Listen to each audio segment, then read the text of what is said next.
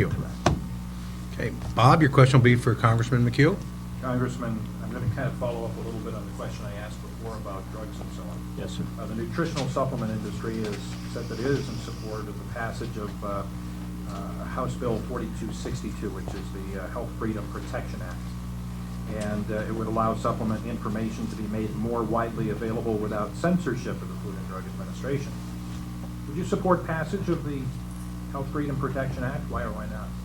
Well, listen, I'm a big believer in alternative treatments, and I think most Americans ought to have the opportunity to make those kinds of decisions by themselves, as Dr. Johnson suggested. It's a fine line for the FDA to balance between.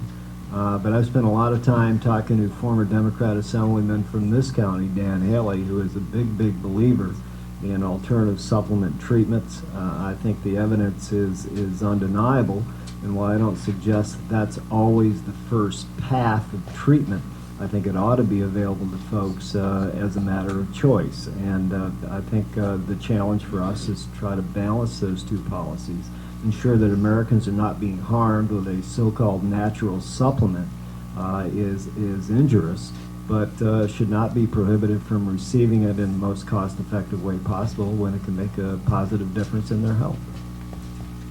And a follow-up question, Bob? No, sir. And a rebuttal, Dr. Johnson? John, you ready? We agree. Welcome aboard, Doc. Okay.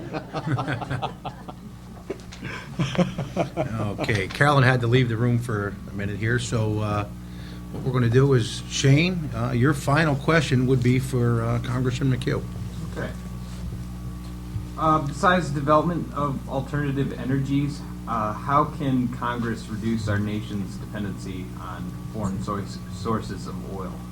Well, I don't think you can say besides the most important thing we can do, how else can we do it, with all due respect, Shane.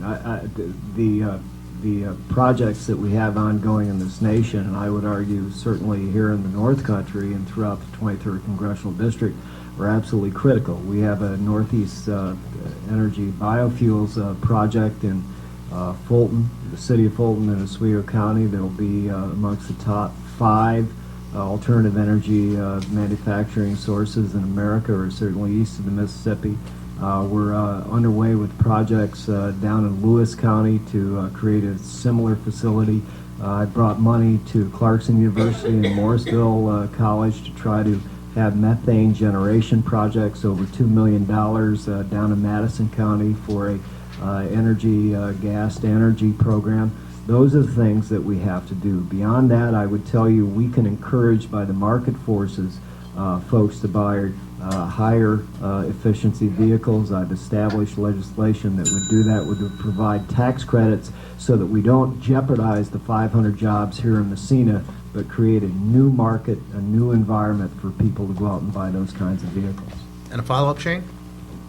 And a rebuttal? What was the actual question? Well, besides The one I development answered. of alternative I'm sorry. I'm sorry. I'm not. That's not an insult to you. I didn't take it. Original question was, besides the development of alternative energies, how can Congress reduce Okay. our nation's dependency on foreign We need to oil? conserve. We need to conserve to get us to a point where we have alternative energies. Okay, and HR 3, my third bill that I will put in on that first day will be to increase the CAFE standards. We have got to start directing Detroit to increase our fuel efficiency, and it's not going to decrease our jobs or put our jobs in jeopardy. Americans still have to buy automobiles. I drive a car that goes 50 miles to the gallon, and you know, we all have to start doing that. Europeans do it, we have to do it. It will save our planet, and it will save our economy, and it will secure our nation. Okay. Bob, what I'd like you to do, since Carolyn's has not returned, is the final question will be for Dr. Johnson. I'd like both of these candidates to do the same thing. I'd like you to take half of your time to say one thing that you feel that your opponent is absolutely right about, and one thing that he's been absolutely wrong about tonight. John is an amiable guy. He's a nice guy. He gets along with everybody. I'm a tough guy, and I'm a scrapper and a fighter, and admire John for being a nice guy. I really disagree with John's stand on the war in Iraq. This is a national issue, and it's a national issue because it's a local issue. Our foreign policy is a very local issue, because what can be more local than money being diverted from our communities to a war that we shouldn't be in? And I strongly disagree with John with regard to that. I think John and I have agreed on a couple of things about border protection. I think we've agreed about the medication supplements. But overarching national policies, I think that we are in big disagreement with, and it is a clear choice. Congressman? Well, as I've said all along, and I appreciate the doctor's comments, the first he said it, that he too comes to this process for the right reasons. I've said for the last 22 years I've been in elective office, for anyone to put their hat in the ring at any level speaks highly of their commitment and dedication. And I commended the doctor the last time he and I were together, and I do that here again tonight. I will take the counterpoint. I think his views on Iraq are dangerous to America, and it's not that we should stay there forever, but the fact of the matter is there's a reason they call it Al-Qaeda in Iraq. Al-Qaeda is in Iraq. Osama bin Laden has said repeatedly that this is the #1 battleground for the Islamic Jihad. We have to stabilize that country before we get out. We need to get out as soon as we can. I think if you ask the 10th Mountain Division, which has the highest re-enlistment rate in American military today, and no one's been there more often, they would agree. Okay, this concludes the question and answer, but since we're running a little ahead on time, what I'd like to do is, rather than you gentlemen making a closing remark, there seemed like there were several issues that you have kind of differed on. Congressman McHugh, I'd like you to go first, and I'd like to give you just 2 minutes to take the floor and say what you have to say, and we'll let Dr. Johnson have the same 2 minutes, and then we'll listen to your 2-minute closing remarks. Well, thank you. Dr. Johnson talked, first of all, about how I'm absolutely wrong on the analysis of what's happened on drug prices. It's not my analysis. The Pharmaceutical Care Management Association has done this analysis. I will repeat, and it's factual, and you can look it up. The top 25 drugs prescribed for seniors in America today since Part D Medicare has gone into effect, as the plan was laid out, has reduced the cost of those drugs by 35% if you walk into your local pharmacy, and by 45% if you do a mail order.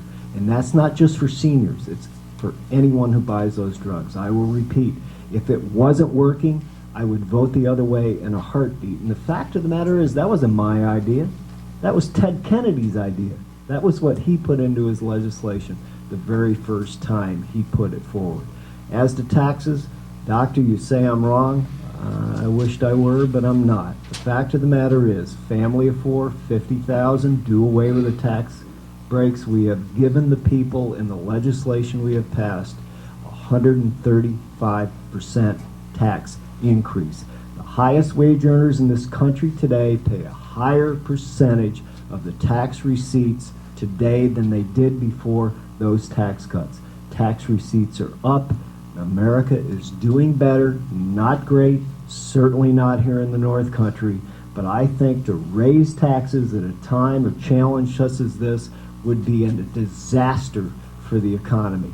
I'm not practicing fear, Doctor. That's what you accuse me of. I'm not accusing or assessing anything against Charlie Rangel. He didn't say. He said it. There isn't a single component, including child tax care credit, including marriage penalty credit, including welfare to work credit, that he would support. His words, sir, not mine. Thank you. Dr. Johnson?